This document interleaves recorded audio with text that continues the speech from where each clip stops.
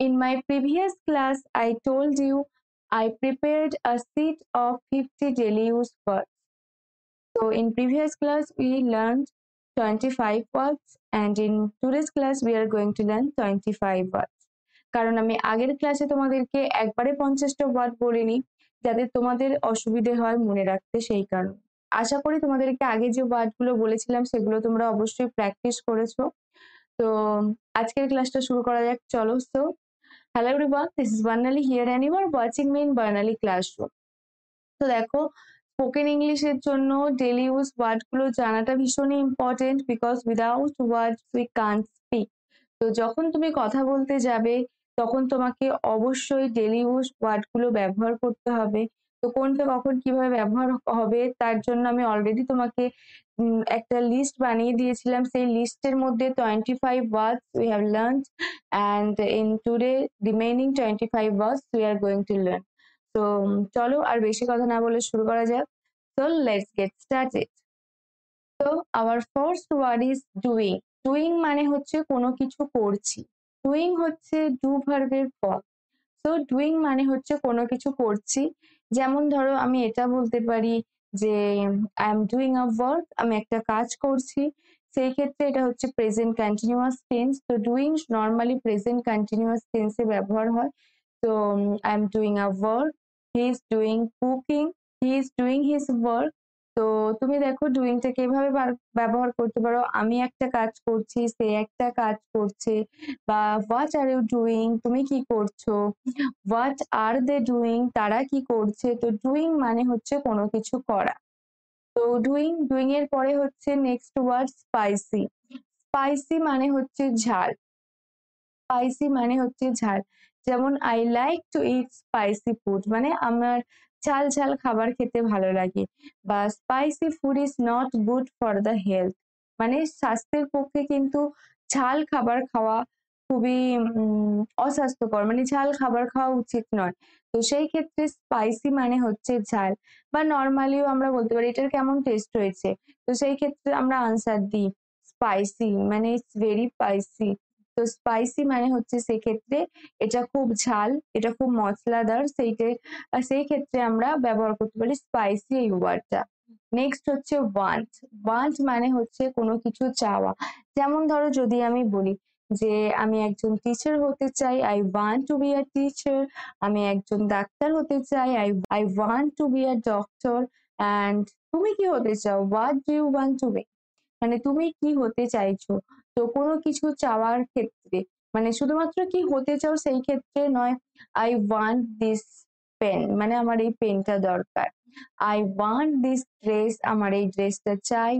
তো শুধুমাত্র তোমার চাওয়া নয়, সে বলো, দে বলো, এই দিয়েও তুমি এগুলো দিয়েও ব্যবহার করতে পারো, আলাদা আলাদা প্রনাউন চেঞ্জ করে।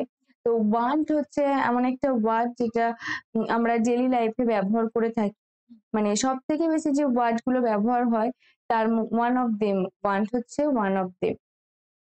নেক্সট হচ্ছে বিটার। বিটার মানে হচ্ছে তেতো।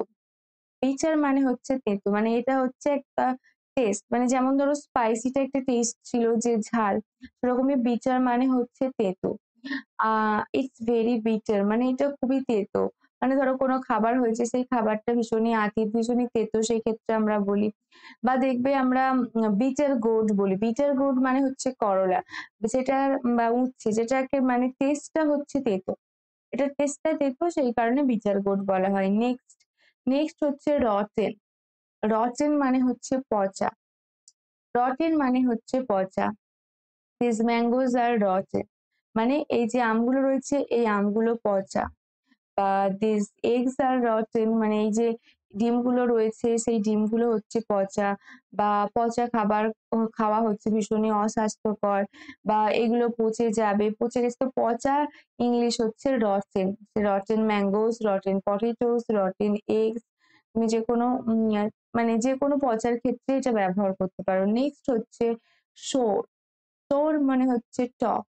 সাওর মানে হচ্ছে টক। সাওয়ার, সাওর মানে হচ্ছে টক, মানে যেমন ধরো আমরা ঝাল একটা টেস্ট পেলাম, বিটার একটা টেস্ট পেলাম, সো এই টকটাও হচ্ছে এক ধরনের টেস্ট।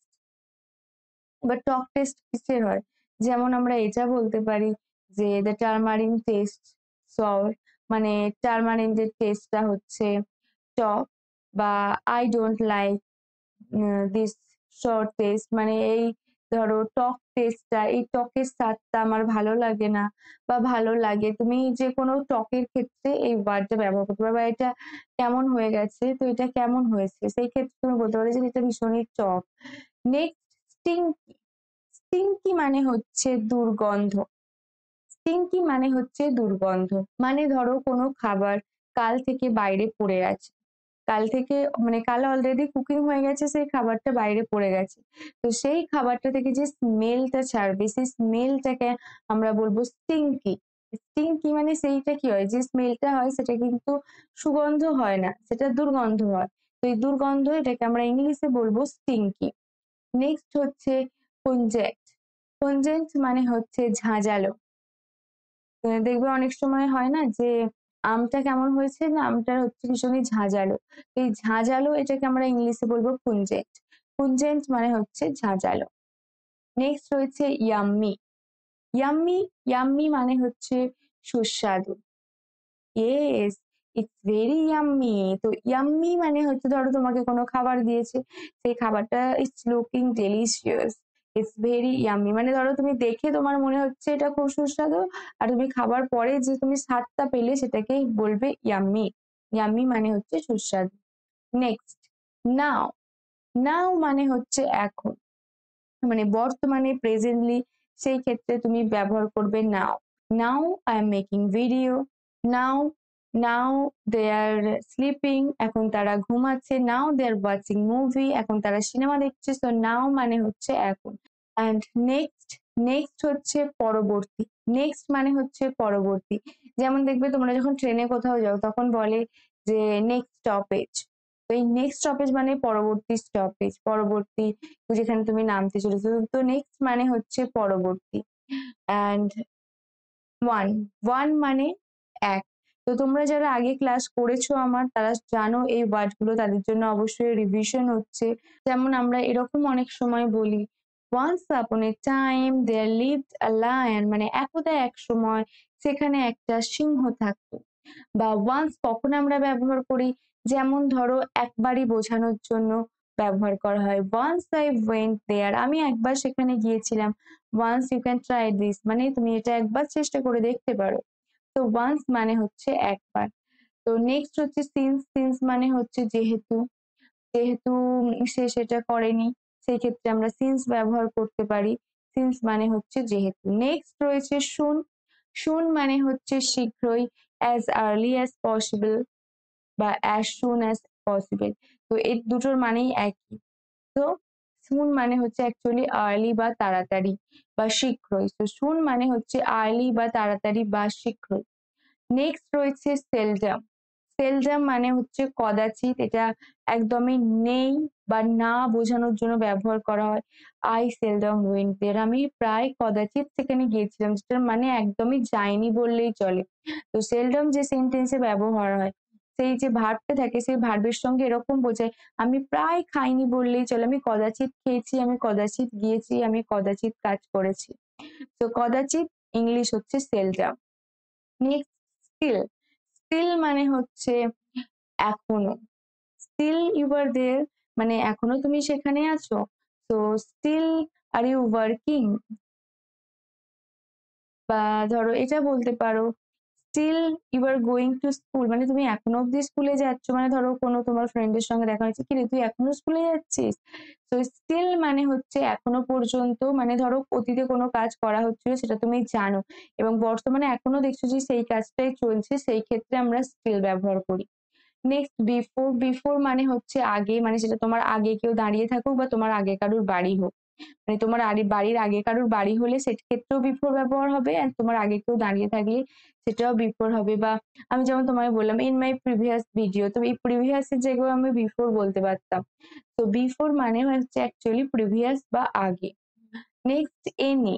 এনি মানে হচ্ছে যে কোনো, anything you can take from here, মানে এখান থেকে তুমি যে কোনো একটা কিছু নিতে পারো। Any one can attend this meeting, মানে যে কেউ এই মিটিংটা অ্যাটেন্ড করতে পারে। এনি মানে হচ্ছে যে কোনো। Next, after. আফটার হচ্ছে বিফোর এর অপোজিট। আফটার, আফটার মানে হচ্ছে পরে, আফটার মানে হচ্ছে পরে। তো I will do this after মানে আমি এটা পরে করব। তো after you can let me know, পরে তুমি আমাকে এটা জানাতে পারো।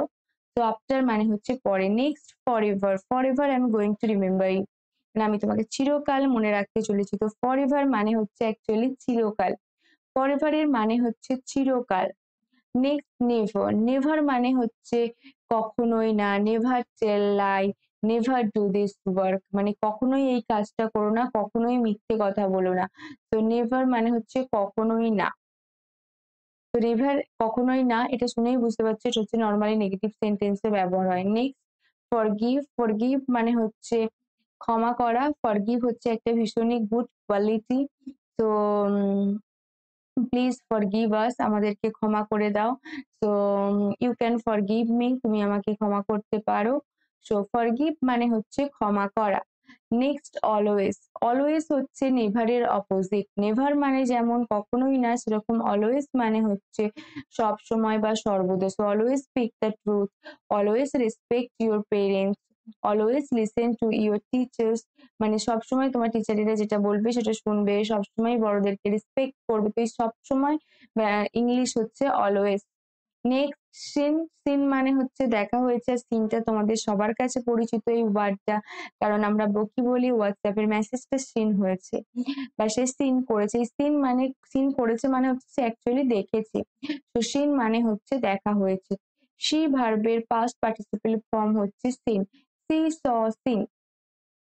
তো আমি তোমাদেরকে আজকে অলরেডি এর আগের ক্লাসে কিছু ওয়ার্ড বলেছিলাম, আজকে তোমাদেরকে আরো এই ওয়ার্ড গুলো বললাম। এই ওয়ার্ড গুলোকে জাস্ট প্র্যাকটিস করো এবং নতুন নতুন এই ওয়ার্ড গুলো দিয়ে সেন্টেন্স বানানোর চেষ্টা করো। অ্যান্ড ডেইলি লাইফে আমরা কখন এই ধরনের ওয়ার্ড গুলো ব্যবহার করছি সেটা জাস্ট একটু নোটিস করো। অ্যান্ড তোমার আজকের ভিডিওটা কেমন লাগলো, just let me know in my comment section. If you like this video, then press the like button to get more videos. Follow me and do subscribe my channel.